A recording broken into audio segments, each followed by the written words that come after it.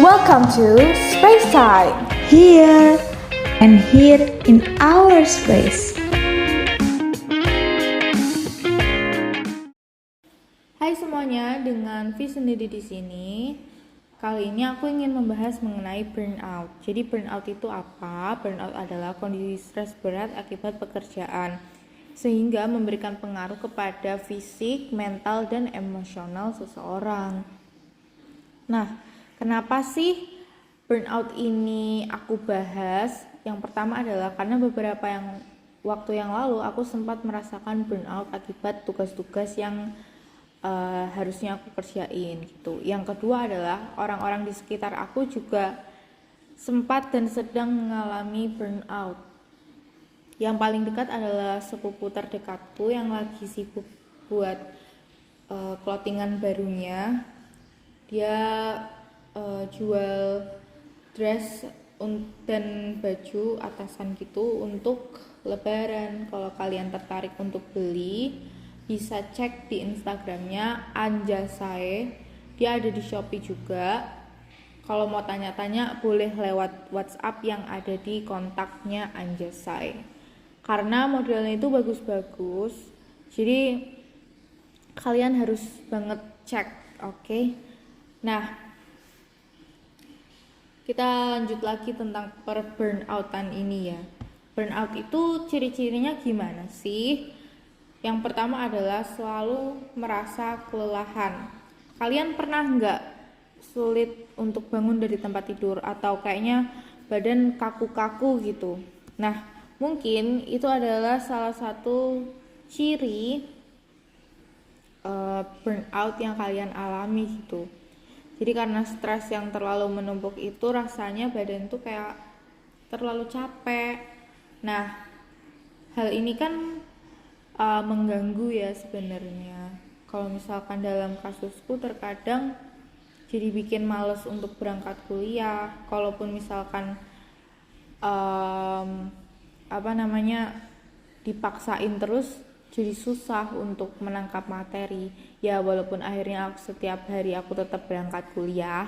Nah, ciri-cirinya apa sih orang yang mengalami burnout ini? Yang pertama adalah merasa kelelahan. Mungkin kalian pernah merasa kelelahan sampai badannya kayak kerasa kaku gitu, kayak capek banget, terus kayak males untuk keluar dari tempat tidur gitu.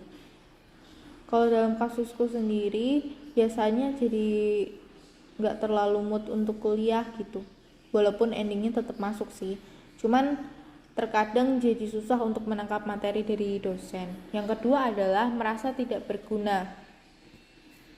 Jadi ada perasaan tidak kompeten. Karena turunnya produktivitas tersebut, jadinya kita sulit untuk berpikir, kita sulit untuk menentukan keputusan yang. Nah, selanjutnya adalah membenci pekerjaan. Karena kita capek, kita stres, dan kita nggak puas sama hasilnya, jadinya kita itu nggak suka sama hal-hal yang lagi kita kerjain. Padahal mungkin kalau kita lagi baik-baik aja, kita bisa aja suka banget sama pekerjaan itu, atau mungkin pekerjaan itu nggak terasa berat gitu. Biasanya kadang kalau aku lagi stres parah kayak gini, hal-hal yang mudah untuk dikerjakan itu rasanya jadi 2 kali lebih sulit dan 2 kali lebih lama untuk ngerjainnya. Sedangkan kalau misalkan pikiranku udah tenang, hatiku senang, semua itu tuh bisa dikerjain dalam waktu yang relatif lebih singkat dan efisien gitu. Nah, yang kelima ini ada kondisi fisik seperti sakit kepala. Nah, jadi karena kita itu stres, namanya juga stres ya, berarti itu kan fokusnya di pikiran, itu kan menumpuk di kepala kita salah satunya juga. Itulah yang menyebabkan kita itu terkadang tuh pusing. Belum lagi karena pusing itu jadi kita susah untuk tidur. Nah, kalau ada dari kalian yang mungkin salah satu outputnya adalah jadi asam lambung naik, itu juga ada, karena biasanya kalau aku stres asam lambungku itu naik. Nah, terus gimana sih cara ngatasinnya? Yang pertama adalah kamu mengkomunikasikan permasalahanmu itu dengan orang-orang yang terkait dengan pekerjaanmu. Misalkan kalau di kantor ya coba bilang ke atasannya. Kalau misalkan kuliah atau sekolah ya bilang sama teman sekelompok kamu kalau misalkan kamu stres gara-gara tugas sekelompok kamu itu. Kalau misalkan karena diri sendiri ya berarti kamu evaluasi aja gitu, kira-kira yang bikin penyebab utamanya itu apa sih? Mungkin karena kamu sulit untuk mengatur waktunya, atau mungkin karena terlalu bingung mau ngerjainnya dari mana gitu kan biasanya. Nah, aku mau ngasih tips tentang mengatur skala prioritas bagi kamu yang bingung untuk mau ngerjain itu kapan dan gimana caranya. Yang pertama adalah kamu harus tahu kira-kira hal-hal yang penting dan mendesak itu apa. Jadi kalau penting dan mendesak itu harus kamu lakuin sekarang juga, ya kan? Kayak misalkan tugas-tugas kuliah kamu, tugas-tugas pekerjaan kamu gitu. Nah, penting tapi tidak mendesak seperti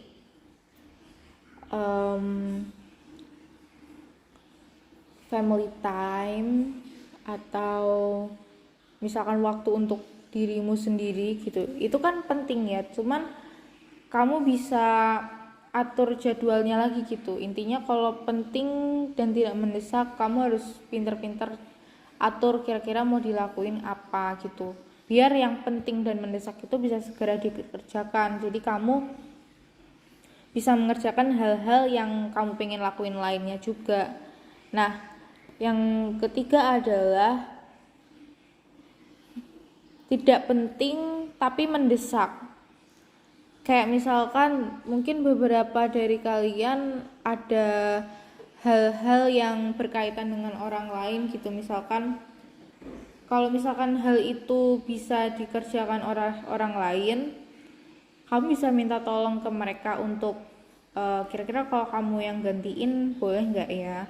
Tapi tentunya kalau hal ini nggak bisa terus-terusan kamu minta digantiin orang ya. Makanya dari itu ya yang pertama kali penting dan mendesak itu harus dikerjain biar tugas-tugas yang lainnya bisa kamu kerjain sendiri juga kalau misalkan itu benar-benar nggak bisa ditanganin oleh orang lain. Nah, ada juga yang terakhir ini nggak penting dan nggak mendesak. Contoh yang paling sering dilakukan adalah scrolling e-commerce. Itu kan sebenarnya nggak terlalu penting dan nggak terlalu mendesak, tapi ya kadang kita memasukkan itu dalam agenda kita kan. Nah, padahal itu sebenarnya buang-buang waktu. Padahal kita bisa pakai waktu itu untuk mengerjakan yang penting dan mendesak atau yang lainnya gitu. Nah, selanjutnya kita harus mencari dukungan. Kamu bisa bercerita sama teman yang kamu percaya atau orang-orang yang mungkin sangat berarti bagi kamu gitu. Kayak pacar atau mungkin kalau udah nikah suami istri, atau kalau masih belum menikah dan gak punya pacar bisa ngomong sama orang tua. Jadi mungkin mereka bisa memberikan saran-saran yang bisa kamu lakukan agar mengurangi stres kamu itu. Atau ya sekedar cerita aja, yang penting keluarlah yang kamu rasain gitu. Jangan dipendam, karena kalau dipendam terus kan gak baik. Nah, melakukan aktivitas yang menyenangkan itu juga penting. Jadi sesekali walaupun kamu sangat-sangat sibuk dan kamu udah tahu prioritas kamu apa, mungkin bisa kamu sesekali, kalau aku ya sukanya masak, ya aku kadang-kadang masak. Kalau kamu suka baca buku ya coba sesekali baca buku, karena itu kan gak terlalu lama ya, terkadang bisa 30 menit mungkin paling lama kalau kamu heboh masaknya. Kalau heboh masaknya sih bisa sampai berjam-jam ya. Cuman ya kalau untuk selingan 30 menit cukup lah. Dibanding kamu ngecek e-commerce bisa berjam-jam karena gak sadar ya kan. Nah, terus olahraga rutin. Kalau kamu merasa nggak punya waktu untuk gym atau jogging, Mungkin bisa sesekali kalau di tempat kerja kamu, sekolah atau kampus ada tangga, naik turun tangga deh. Pokoknya intinya yang penting badan gerak biar nggak kaku juga, dan sirkulasi darahnya itu bisa lancar. Nah, selanjutnya adalah tidur yang cukup. Kalau kamu bisa mengurangi waktu begadang kamu itu lebih baik. Kalau aku biasanya tidur maksimal jam 10, tapi bangun jam 4 pagi. Jadi masih ada waktu yang bisa dipakai untuk mengerjakan sesuatu gitu, daripada aku harus mengorbankan waktu tengah malamku untuk nugas, karena endingnya malah pagi-pagi aku jadi pusing, malah jadi lemes gitu. Jadi mending diatur waktunya kayak gitu aja. Kalian tidur lebih awal tapi bangun lebih awal juga. Nah, fokus kita itu penting banget untuk fokus. Jadi kita bisa memusatkan perhatian kita dan mengatur nafas kita. Jadi pikiran dan hati itu rasanya bisa jadi lebih tenang gitu. Pelan-pelan ngerjainnya, pelan-pelan memikirkannya. Jadi nggak kerasa kayak semuanya menumpuk gitu. Nah, mungkin itu ciri-ciri dan cara mengatasi yang bisa aku kasih. Aku juga masih belajar untuk bisa mengatur semuanya biar nggak jadi stres. Yang terpenting adalah kalau kita berpikir itu diusahakan yang positif. Jadi kalau kamu capek, kamu bilang ke diri kamu, oke, hari ini aku capek banget. Oke, hari ini aku kayaknya pengen istirahat sebentar dulu deh. Jangan malah menyalahkan diri kamu. Gimana sih gitu aja capek, gimana sih gini aja nggak bisa gitu. Karena apa yang kamu katakan, apa yang kamu pikirkan itu kan menjadi refleksi gimana kamu bertindak gitu. Dan lebih baik kamu mengiyakan kamu lagi kenapa, daripada kamu denial terus, yang ada itu malah makin menumpuk. Kamu kan nggak mau kan ya numpuk sampah yang beneran aja kalau ditumpuk bisa bau kan, apalagi kalau pikiran kita ditumpuk sama sampah gitu.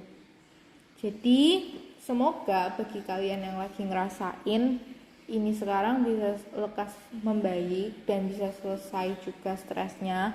Kalau kalian nggak ngerasain, semoga ini jadi pengetahuan sehingga kalian bisa melakukan preventif daripada kejadian beneran gitu.